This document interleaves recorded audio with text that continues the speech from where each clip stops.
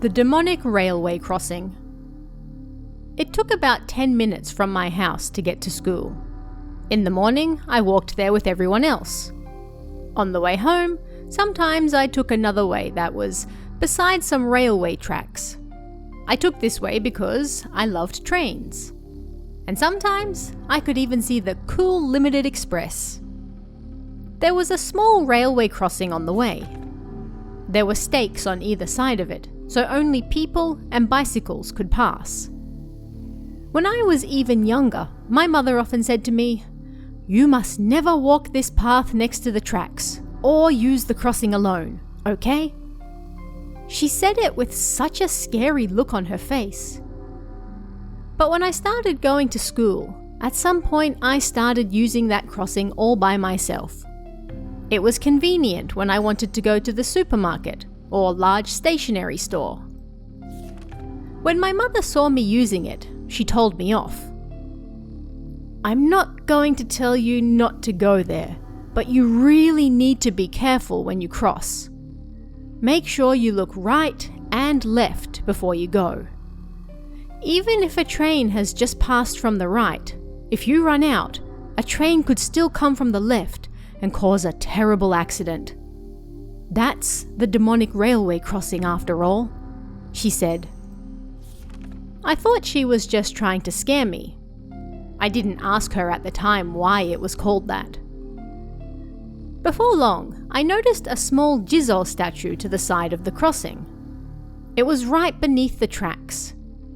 It wore a red bib, and generally there were chrysanthemum flowers by its side as well. I vaguely wondered if that was because it was the demonic railway crossing. During our next composition class, we had to research and write something about our town, and suddenly, that small Jizol statue came to mind. First, I asked my mother about it. "I think it's likely related to something that happened long before we moved here. Apparently, the old man that lives a few houses down comes from an old farming family, when this area used to be all fields. So why don't you ask him about it?" My mother didn't know why it was called the demonic railway crossing either. That was just what everyone else called it. I visited the old man with a notebook in hand. He was very kind and told me lots of things. "Many decades ago, no, even longer than that," he began. And then he also told me the meanings of 1 decade and 2 decades in Japanese. "So, there was a 4-year-old girl. One day, she was excited to go walking by herself, and she decided to visit the tracks so she could see the trains. Nobody was watching her. Before she had finished crossing, a train came. Apparently, she died instantly," he said, sadly shaking his head. Apparently, she was the daughter of a nearby farming family. The train stopped, there was a big fuss, and suspecting the worst, the girl's mother came running from the fields. "There's nothing more painful than the loss of a young life like that," he said regretfully. Not even a few years had passed after that, when there was another sad accident. The old man continued.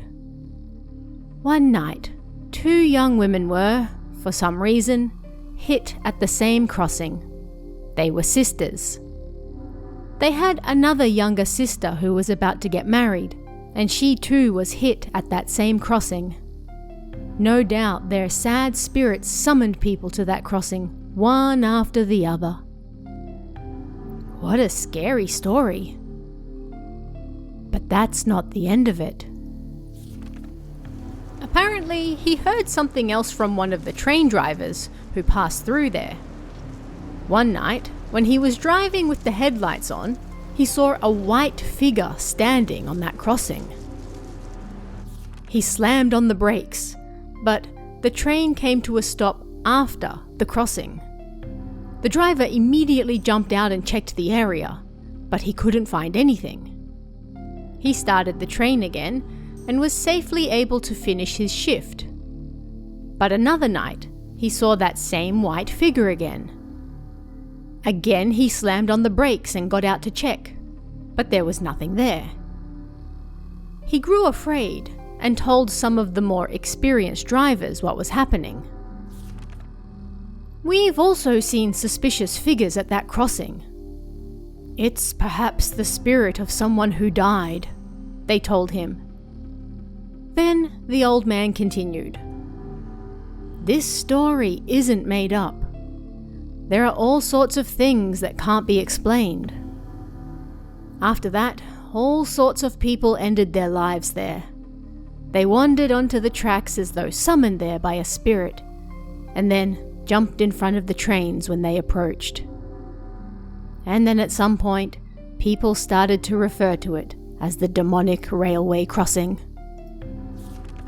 Finally, I asked him something. "So, who made that small Jizol statue?"